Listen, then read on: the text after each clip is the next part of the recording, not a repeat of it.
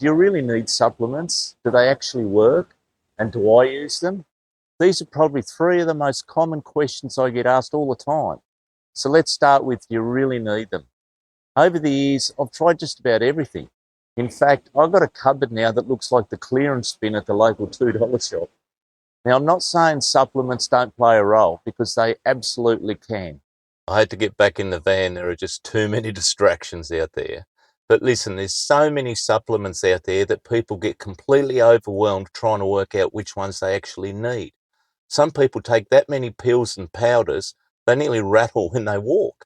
Personally, I do think some supplements, especially if you're exercising hard or eating in a calorie deficit, where, getting everything from food alone can become harder.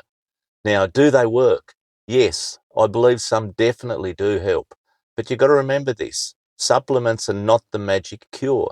They work with a good diet and exercise, not instead of them.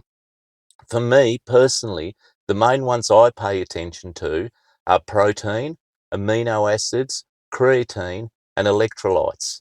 And listen, I'm obviously not going through each supplement today, otherwise we'd be here till Christmas. I'll go into more detail about specific supplements later on.